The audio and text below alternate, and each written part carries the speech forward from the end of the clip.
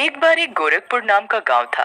उस गांव के पास एक जंगल था जिसके पास एक चुड़ैल रहती थी। वो बहुत ही डरावनी थी। वो चुड़ैल हर रात 3 बजे गांव वालों को दिखाई देती थी। वो अपने दोनों हाथों में 2 मटके लेकर चलती थी। उन मटकों में से आग की लपटें निकलती थी।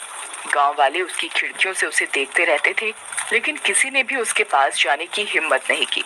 अरे सुनो, ये चुड़ैल हर दिन आधी रात को अपने दोनों हाथों में इन 2 मटके को लेकर क्यों घूमती है? ये मत जानिए कि ये डायन कौन है।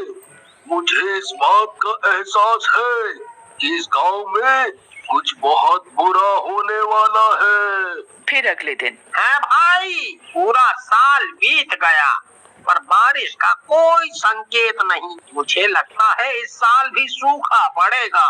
भाई, ऐसा लगता है ये उस मटके वाली चुड़ैल के कारण हो रहा है। वो हर रात गांव भर में अपने दोनों हाथ में आग से भरे 2 मटके लेकर जाती है। मुझे लगता है इस वजह से इस गांव में सूखा पड़ रहा है। आप सही हैं भाई, पता नहीं कब हम इस चुड़ैल से छुटकारा पाएंगे।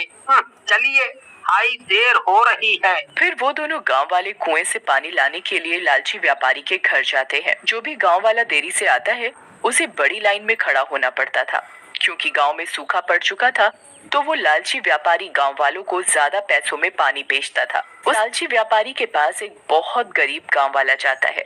ओह व्यापारी जी, मेरे पास आज पैसा नहीं है। मैं कल इसके पैसे दे दूंगा। आप मुझे कुएं से पानी लाने दो। ओ, यहाँ से चले जाओ, किसी को बिना पैसे के पानी नहीं मिलेगा। पहले पैसा दो और पानी ले जाओ। उस व्यापारी ने लालच की सारी हदें पार कर दी थी। एक दिन उसकी पत्नी सुनीता ने उस व्यापारी से इस बारे में बात की। सुनो, इस साल गांव में बहुत सूखा पड़ा है। हमें गांव वालों की मदद करनी चाहिए। हमें अपने कुएं के पानी के लिए उनसे पैसे नहीं लेने चाहिए। तुम क्यों ग्रामीणों के प्रति इतने दयालु रहती हो? जाओ और अपना काम करो।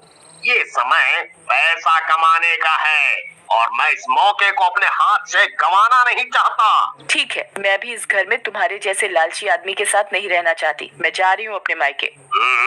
तुम जहाँ जाना चाहती हो वहाँ जाओ, मुझे कोई परवाह नहीं है। और सुनीता उस लालची व्यापारी को उसकी आदत के लिए छोड़ देती है और गुस्सा होकर अपने मायके चली जाती है। पर इस बात का व्यापारी को कोई दुख नहीं होता। वाह वाह वाह वाह वाह वाह, अब सही है। अब ये सारा धन मेरा हो जाएगा, मेरा। फिर अगले दिन गांव वाले पानी लाने के लिए कुएं पर खड़े हो गए। सामने एक साधु बाबा लाइन में खड़े थे। उस साधु बाबा को देखकर लालची व्यापारी उसके पास जाता है। देखो बाबा, इस कुएं का पानी मुफ्त नहीं है, इसके लिए आपको भुगतान करना होगा। बेटा, मेरे पास कोई पैसा नहीं है। फिर कहीं और से पानी ले लो, यहाँ कुछ भी मुफ्त नहीं मिलता। पानी पीने के लिए पैसे दो, नहीं तो जाओ यहाँ से। ये आप सही नहीं कर रहे हैं। आपके अंदर अब कोई इंसानियत नहीं बची। आपको अपने कर्मों के फल के भुगतान का सामना करना पड़ेगा। इतना कहकर संत वहाँ से चले गए। फिर रात में चुड़ैल फिर से गांव अपने दोनों हाथों में मटके लेकर आई। गांव वाले उससे बहुत डर गए। इस बार वो सीधे व्यापारी के घर गई और दरवाजा खटखटाया। ओहो, रात को पानी लेने कौन आया है? वो दंग रह गया। रात को नींद से उठाया, अब तो मैं उससे पानी के लिए ज्यादा पैसे लूंगा। तब लालची व्यापारी ने खिड़की से झांक कर देखा तो वो दंग रह गया। मैं मर गया। ये मटके वाली चुड़ैल है। अरे, ये आज यहाँ क्यों आई है? अब मैं क्या करूं? अगर मैं दरवाजा खोलता हूँ तो वो मुझे जिंदा खा जाएगी। मटके वाली चुड़ैल ने फिर से दरवाजा खटखटाया, लेकिन डरे हुए व्यापारी ने दरवाजा नहीं खोला। फिर चुड़ैल ने दोनों मटकों में से एक मटके को उसके दरवाजे पर रख दिया और वहाँ से चली गई।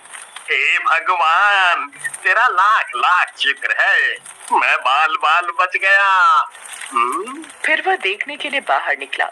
वह अपने दरवाजे पर एक मटके को देखकर हैरान रह गया, जिसमें से आग की लपटें निकल रही थी।